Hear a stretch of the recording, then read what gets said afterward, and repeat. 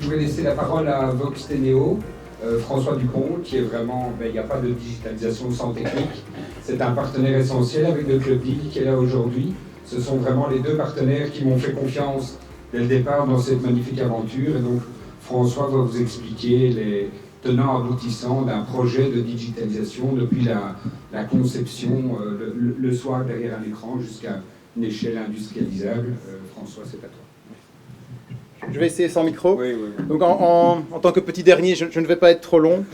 Je voulais juste, effectivement, en tant qu'entreprise IT, donc je suis moins connu que mes illustres prédécesseurs, donc je voulais juste faire un point. Je suis responsable d'une entité de développement, donc nous nous occupons de la tuyauterie, de tout ce qui sont les fondations de ces projets de digitalisation. Et donc je ne vais pas vous assommer avec un jargon technique impossible à comprendre. Je vais plutôt parcourir brièvement les paramètres qui permettent de juger de la réussite ou pas d'un projet de digitalisation. Le point déterminant d'un projet de digitalisation, c'est évidemment la conception. Donc dans ce cadre, dans Lowbox, l'idée est de modéliser, d'informatiser le processus de réflexion d'un avocat. Quand vous rencontrez votre avocat qui va rédiger un contrat, il va vous poser certaines questions qui vont l'amener à choisir certaines clauses, à choisir certaines tournures de phrases et à vous conseiller sur certains éléments du contrat. L'idée, c'est de rassembler cette information sous forme d'une digitalisation. Donc, on ne peut pas encore parler d'intelligence artificielle, mais en tout cas, on doit prévoir tous les cas qui sont possibles dans cette réflexion.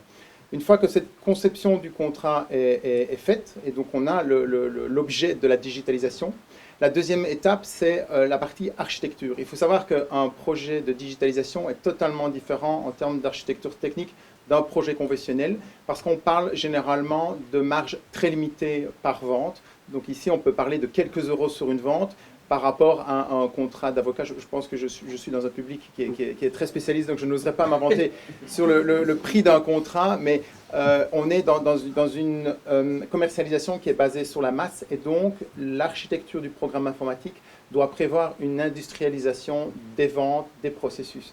Il est inutile de vendre un contrat en ligne si le contrat coûte 10 euros parce que derrière il y a une intervention humaine, par exemple. L'étape suivante est déterminante, on en a déjà parlé, on a abordé la question de la sécurisation. Donc évidemment, on touche à tout ce qui est legal tech, donc on peut imaginer qu'une entreprise importante nous confie les données de ses contrats clients.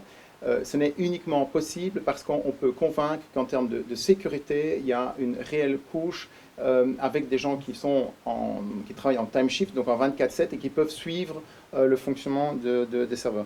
Donc toute cette partie technique qui peut en fait rassurer ou pas les grands comptes est déterminante aussi dans un projet de digitalisation. Alors évidemment, après ces éléments qui sont déterminants, donc je les répète, c'est la partie conception, la partie architecture et la partie sécurisation.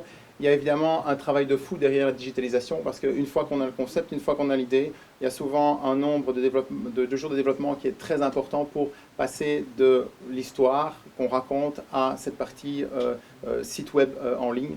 Dans ce cas-ci, dans le cas de Lowbox, il faut savoir qu'on est à plus de 2000 jours de développement sur 2 ans. Donc je parle bien des 2000 jours de développement, je ne parle pas des jours qui ont été nécessaires pour la modélisation des contrats. Voilà, ça c'était les paramètres qui sont déterminants pour la réussite d'un projet de digitalisation. Alors je peux parler un petit peu des termes de collaboration, parce qu'évidemment derrière la digitalisation, il y a toujours une partie technique qui est très importante, et ce n'est pas toujours évident pour la start-up d'internaliser ses compétences, je dirais, dès le départ, pour des raisons financières. Alors, il faut savoir que pour une société comme la nôtre, on est 110, on est là depuis 17 ans. 110 ans. On est 17 depuis. Et donc, la question, c'est qu'on a une certaine organisation, on travaille pour les grands comptes, beaucoup pour le secteur public. Et donc, travailler pour une start-up, c'est l'enfer. Pour 2 raisons. Elle n'a ni le temps et elle n'a ni l'argent. Et en plus, c'est hyper risqué, donc on ne peut même pas compter sur le récurrent futur.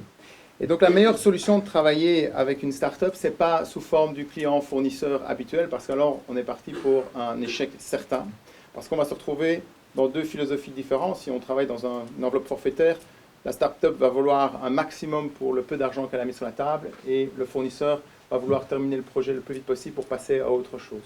Et donc la meilleure solution, et c'est celle que nous, personnellement, Voxtenio, nous appliquons, on supporte 6 startups, c'est de travailler sous forme évidemment de participation dans la société. Et ça veut dire qu'on apporte un savoir technique et au fur et à mesure de la livraison du service technique, on peut recevoir certaines participations. De notre point de vue, ça nous permet de transformer un client en un partenaire long terme. Et donc on est vraiment dans un système de collaboration où l'objectif commun devient la réussite du projet. Donc mon objectif n'est pas de faire un maximum de jours pour un maximum d'argent. Le but, c'est que le projet soit une réussite et qu'on devienne des partenaires. Évidemment, je ne peux pas oublier que pour des équipes chez Voxtenio, travailler pour une start-up dans le legal tech, etc., représente une source de motivation extraordinaire. On est spécialisé dans le secteur automobile et c'est clair que de temps en temps, changer de secteur est un paramètre de motivation très important. Alors, je dirais que quand on lance une digitalisation et quand nous décidons de participer au développement d'une start-up, je pense qu'il y a 3 critères qui sont déterminants dans le choix de la start-up. Le premier, c'est d'être accompagné par des experts qui ont une maîtrise parfaite du business. Dans ce cas-ci, Frédéric avait déjà un projet antérieur à celui qu'on a développé ensemble. Et donc, il y avait déjà une certaine philosophie de digitalisation. Donc, c'est essentiel de s'entourer des experts dans le secteur.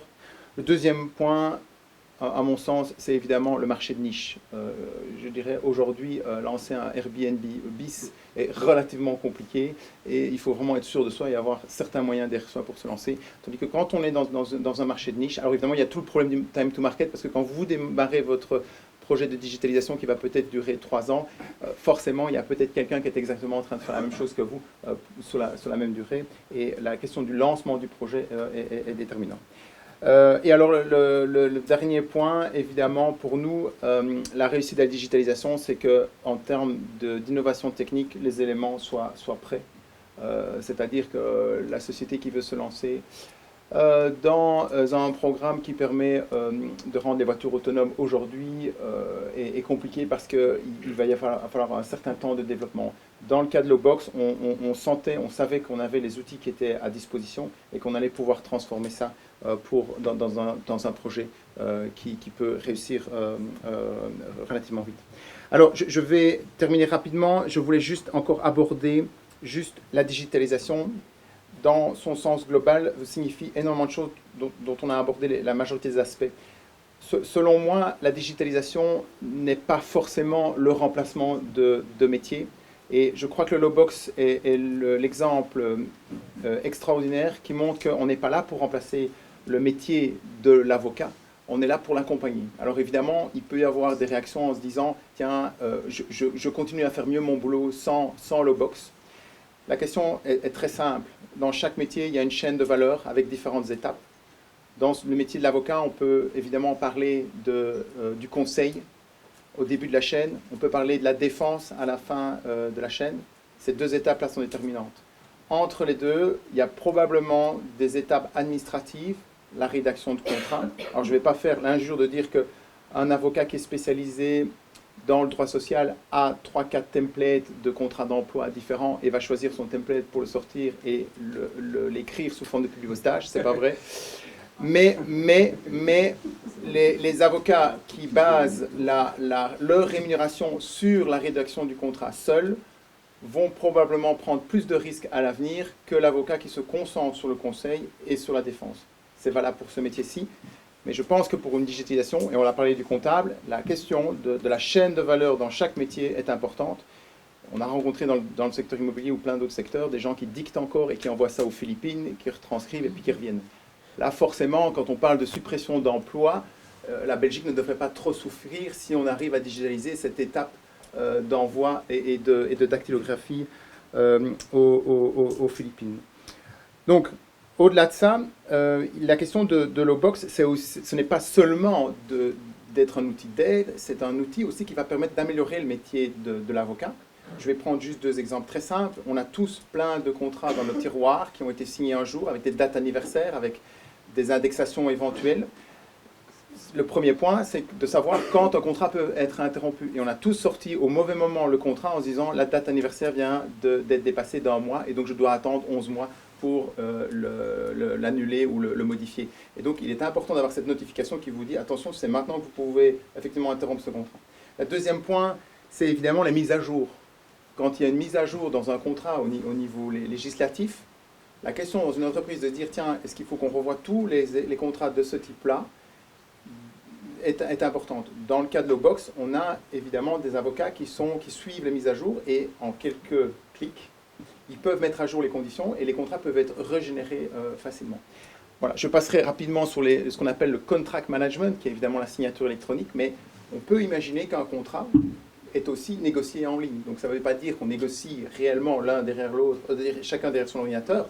Simplement, c'est qu'on conserve l'historique de la négociation. Parce qu'il peut y avoir des questions postérieures, 5 ans, 3 ans, 4 ans après, où on se repose la question du contexte du contrat. Et là, on peut retrouver les éléments de discussion avec les questions et les réponses dans le contrat. Et toute cette partie contract management qui automatise les notifications de date anniversaire, qui valide les signatures, qui permet de simplement retrouver le contrat, sont des éléments qui ne vont pas supprimer d'emploi, mais qui vont faciliter le travail juridique. Et alors évidemment, vous savez que Logbox propose l'automatisation de la rédaction du contrat, mais il y a cette petite couche d'appel à l'avocat qui permet toujours de conserver ce lien avec l'avocat. Alors évidemment, ici, ce qu'on propose, c'est une conversation Skype, ce genre de choses, mais c'est légal d'ailleurs en Belgique.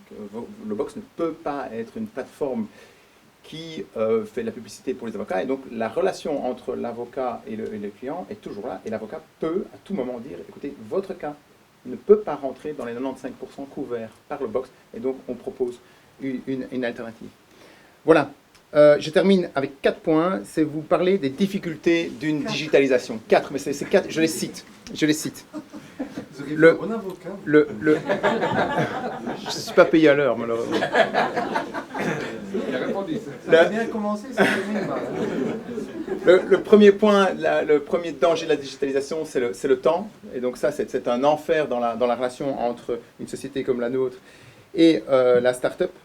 Le deuxième élément, c'est la planification. On ne sait absolument pas comment ça va se passer. Est-ce que ça va être une réussite, pas une réussite? On a une équipe de 6 personnes qui travaillent sur 2000 jours. On l'arrête, il faut la redémarrer.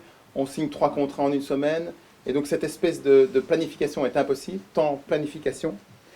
Le deuxième point, c'est qu'il faut toujours faire tout en même temps. Il faut pouvoir délivrer les clients en se disant, tiens, on a vendu, on fait ça, mais il faut continuer à innover parce qu'il y a le concurrent qui a sorti sa plateforme en même temps. Et donc toujours avec les mêmes personnes et malheureusement toujours avec le peu de moyens qu'on a. Et alors je finirai par dire que une des difficultés, c'est l'investissement émotionnel dans le projet aussi. Dans les 6 startups qu'on a, et Logbox est une des très importantes, c'est que comme tout le monde met les peu de moyens qu'ils ont, comme il y a un investissement personnel, on quitte parfois une situation professionnelle pour se lancer dans une startup. On ne fait pas ça dans le cadre froid d'une relation professionnelle. On est dans un cadre hyper émotionnel. Et donc effectivement, il faut pouvoir gérer cet aspect qui présente plein d'aspects positifs, mais qui parfois est un peu compliqué. Voilà, j'ai terminé, merci beaucoup. Pour tous vos besoins juridiques, visitez donc logbox.be et bénéficiez d'un service juridique facile, rapide et abordable, et ce 24 heures par jour.